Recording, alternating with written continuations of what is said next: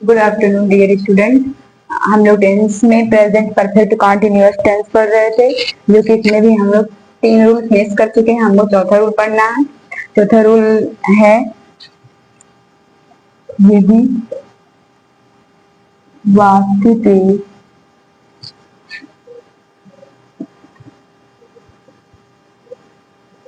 बीच में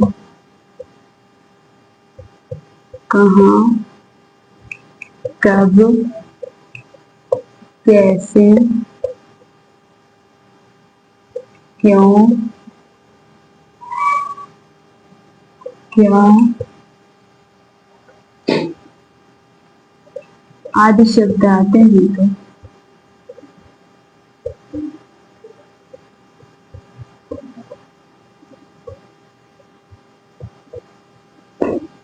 इनकी अंग्रेजी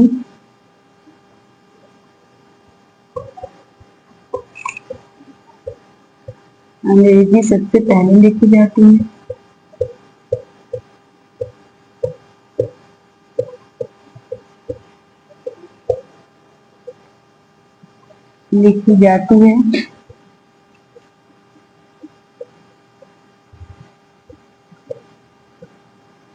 फिर सहायक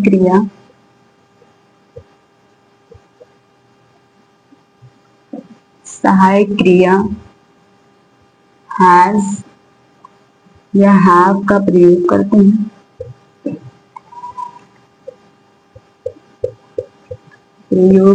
हैं।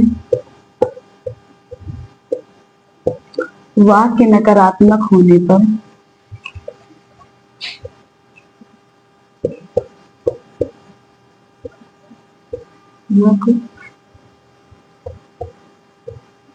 पर सब्जेक्ट के बाद या कर्ता के बाद नॉट का प्रयोग करते हैं।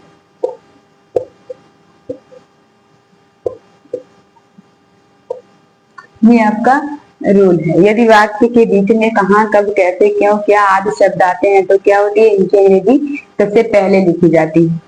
फिर सहायक क्रिया हैज हैव का प्रयोग करते हैं। फिर हम सब्जेक्ट लिखते हैं। उसके बाद वाक्य नकारात्मक होने पर सब्जेक्ट के बाद नॉट का यूज किया जाता है। अब आप लोग फार्मूला देखिए।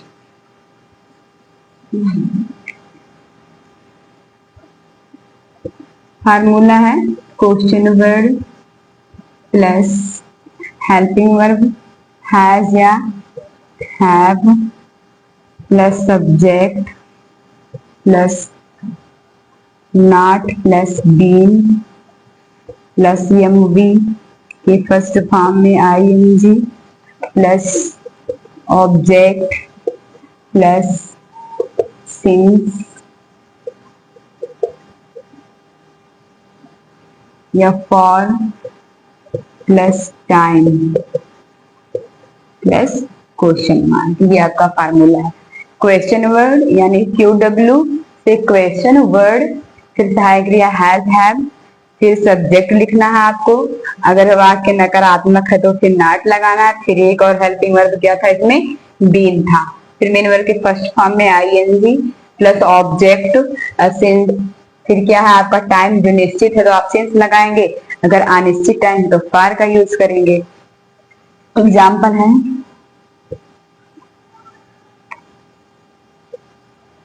वे 5 साल से इस विभाग में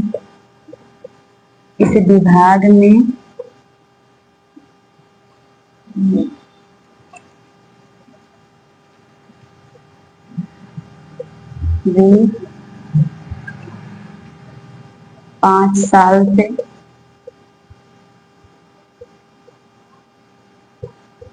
इस विभाग में कहाँ नहीं रहे हैं। आपका सेंटेंस क्या है, वे 5 साल से इस विभाग में कहाँ नहीं रह रहे हैं। तो हमें क्वेश्चन वर्ड कहाँ मिल रहा है, हमसे प्रश्न कौन सा ऐसा वर्ड है जो हमसे प्रश्न पूछ रहा है। तो क्या है वो, कहाँ, मतलब कहाँ रह रहे हैं वो 2005 से इस विभाग में कहाँ नहीं रह रहे हैं। तो कहाँ की इंग्लिश होती है वेयर। देखिए ना, पहले हमको क्वेश्चन वर्ड लिखना है, तो क्वेश्चन वर्ड हमारा क्या है कहाँ, कहाँ की इंग्लिश वेयर होती है। अब हम अपने सब्जेक्ट को देखते हुए हेल्पिंग वर्ब का यूज करेंगे। हेल्पिंग वर्ब हमने बताया था प्लूरल के साथ हैव का यूज होगा, तो यहाँ क्या लगा देंगे हम, हैव लगा देंगे। फिर सब्जेक्ट क्या है, वे, वे की इंग्लिश होती है दे। ठीक, अगर वाक्य नकारात्मक है तो सब्जेक्ट के जस्ट बाद हमको किसका यूज करना है, तो नॉट का। आप देखिए वाक्य हमारा क्या है नकारात्मक, तो हम यहाँ नॉट का यूज कर देंगे। फिर एक हेल्पिंग वर्ब क्या है बीइंग, ये फार्मूले में दिया है।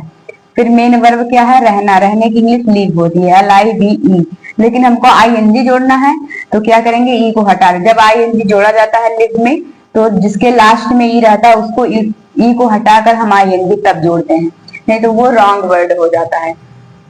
लिविंग और किसमें, इस विभाग में, तो में का पहले लिखिए आप इन, इसका लिखिए दिस, और विभाग का डिपार्टमेंट,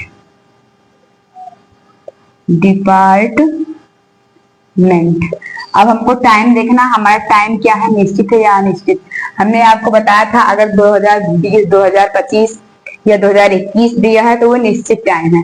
अगर यहाँ 5 साल दे दिया है तो 5 साल आपका 5 साल अनिश्चित है। अगर 2020, 25 या 21 दिया तो वो निश्चित टाइम है। तो हमने बताया था जो अनिश्चित टाइम है उसके लिए हम किसका यूज करते हैं, फॉर का यूज करते हैं। यहाँ पर हम फॉर लगा देंगे। फॉर 5 साल की इंग्लिश क्या हो जाएगी 5 years, क्या हो जाएगी 5 years। यह है इसका हिंदी से इंग्लिश में ट्रांसलेट। आई होप इतना आप लोग को समझ में आया होगा। अगर नहीं भी आया है तो आप लोग कमेंट करके बता सकते हैं। आप हमारे वीडियो को ज्यादा से ज्यादा लाइक, सब्सक्राइब एंड शेयर कीजिए। धन्यवाद।